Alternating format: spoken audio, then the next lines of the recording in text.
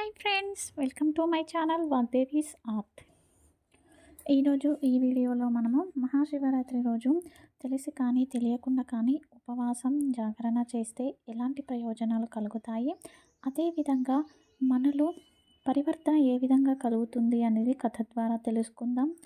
ఇక మన జాతకంలో బుధుడు బలంగా ఉన్నప్పుడు విద్యలో ఏ రంగాన్ని ఎంచుకుంటే మనం అభివృద్ధి చెందుతామో చూద్దాం.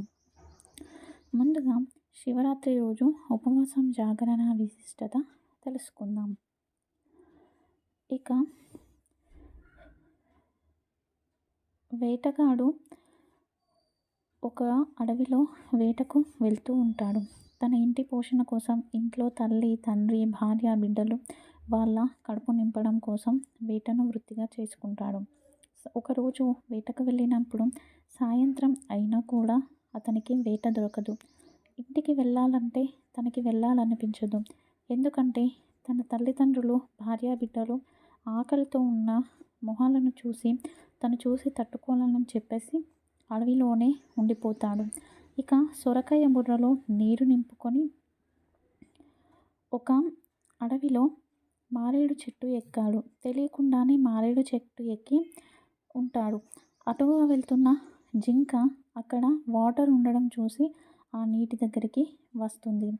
ఇక ఇతను ఎక్కిన మారేడు చెట్టు కిందనే శివలింగం ఉంటుంది. పైగా అది సాయంత్రం ప్రదోష వేళ. ఇక ఆ జింకకు తన బాణాన్ని సంధించి బాణం ఎక్కుపెట్టి గురిపెడతాడు. ఆ గురిపెట్టేటప్పుడు ఆ బాణము మారేడు ఆకులను స్పృశిస్తూ వెళుతుంది. ఆ విధంగా మారేడు ఆకులు కిందన చెట్టు కింద ఉన్న శివలింగంపై పడతాయి. ఇక ఏదైతే తన దగ్గర సొరకాయ బుర్రలో వాటర్ ఉన్నాయో ఆ బుర్రలోని నీరు శివలింగంపై అభిషేకంగా పడతాయి. ఇక అంతలోనే ఆ జింక వెనక్కి తిరిగి చూస్తూ ఉంటుంది. నువ్వు నన్ను ఏం చేయాలనుకుంటున్నావు అని అడిగితే, నేను నిన్ను చంపి తినాలని ఆశపడుతున్నాను అనగానే, సరే నా వల్ల నీ కడుపు నిండుతుంది అంటే నేను ఇంటికి వెళ్ళి వస్తాను. నాకు పిల్లల బాధ్యతను నా భర్తకు అప్పచెప్పి వస్తాను అని చెప్పేసి చెప్తుంది. సరే అని వేటగాడు నమ్మి వదిలేస్తాడు. ఆ తర్వాత తదుపరి ఇంకో జింక వస్తుంది. ఇంకో జింకను కూడా అదే విధంగా ఎక్కుపెట్టుతాడు. సేమ్ అదే విధంగా బాణం ఎక్కుపెట్టినప్పుడు వాటర్ పడతాయి. మారేడు దళం శివలింగంపై పడుతుంది. అలా రెండో యామంలో అభిషేకం చేస్తాడు.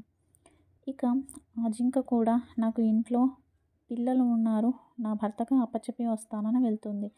ఇక మళ్ళీ మూడో జింక వస్తుంది. అప్పుడు మూడో యామంలో ఈ మూడవ జింక వచ్చినప్పుడు సేమ్ అదే విధంగా ఎక్కుపెడతాడు బాణాన్ని. అదేవిధంగా మారేడు దళం పడుతుంది, నీరు పడతాయి, అభిషేకం అవుతుంది. ఇక ఆ మగ జింక నా ఇంటి దగ్గర నా భార్య, పిల్లలు ఉన్నారు, నా పిల్లల బాధ్యతను భార్యకు అప్పచెప్పి వస్తాను అని చెప్పేసి వెళ్తుంది.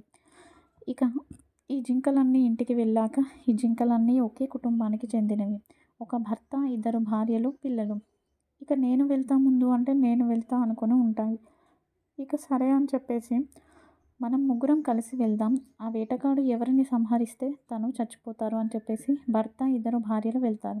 వీటి వెంటనే పిల్ల జింకలు కూడా వెళ్తాయి. మీరు తల్లిదండ్రులు లేకుండా మేమెలా బ్రతుకుతామని చెప్పేసి. ఇక వేటగాడు చెట్టుపై నుంచి గుంపు జింకలను చూడడం గమనిస్తాడు. ఇక ఎక్కు పెడతాడు. సేమ్ అలాగే నాలుగో యామంలో కూడా 3 గంటల నుంచి పొద్దున 6 గంటల సమయంలో నాలుగో యామంలో సేమ్ మారేడు దళము అభిషేకము జరుగుతుంది. ఇక మీరెందుకు గుంపుగా వచ్చారు అని చెప్పేసి అడగగానే, మేమే భార్య భర్తలం, పిల్లలము, నీకు ఆహారం కావాలన్నావు కాబట్టి నీకు నచ్చిన వారిని నువ్వు సంహరించవచ్చు అని చెప్తాయి జింకలు. అప్పుడు ఈ వేటగాడికి అనిపిస్తుంది, మూగ జీవులైన వీటికే ఇంత కారుణ్యం ఉంటే నేను మానవుడైన నాకు ఎంత కారుణ్యం ఉండాలి. ఇక మీదట నేను వేటను చెయ్యను, ఏ జంతువును వేటాడను అని అనుకుంటాడు. అంతలోనే పరమశివుడు ప్రత్యక్షమై 4 యామాల్లో కూడా నువ్వు నాకు అభిషేకం చేశావు, మారేడు దళంతో చేశావు, అదేవిధంగా జాగరణ ఉన్నావు, ఉపవాసము ఉన్నావు. సో నువ్వు చేసిన దానికి మెచ్చి నువ్వు శృంగమేరు రాజ్యానికి రాజుగా ఉంటావు, నీతో శ్రీరాముడు స్నేహం చేస్తాడు అని చెప్తాడు. అతడే బుహుడు అనే వ్యక్తి.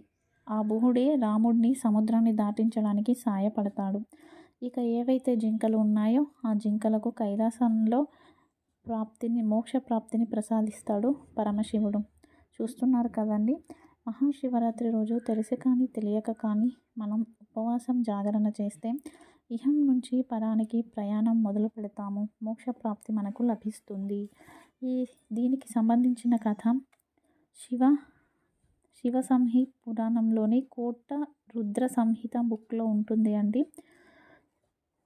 వీలైతే దీని ఫుల్ స్టోరీని చదవండి. జాతకంలో బుధుడు బలంగా ఉన్నప్పుడు విద్యలో ఏ రంగాన్ని ఎంచుకుందామో చూద్దాం. బుధుడు రాకుమారుడుగా ప్రఖ్యాతి చెందినవాడు. ఎందుకంటే సూర్యునికి అతి దగ్గరలోనే ఉంటాడు. సూర్యుని నుంచి దూరంగా వెళ్ళడు. అదేవిధంగా బుధుడు తెలివితేటలకు పెట్టింది పేరు. ఈ బుధుడు బలంగా ఉన్నవారు మ్యాథమెటిక్స్, అలాగే ఏదైనా లాంగ్వేజెస్లో పిహెచ్డి దాకా వెళ్ళొచ్చు, ఎంఫిల్ చేయొచ్చు. అలాగే కామర్స్ తీసుకోవచ్చు, సిఏ, కంప్యూటర్ సైన్స్ తీసుకోవచ్చు.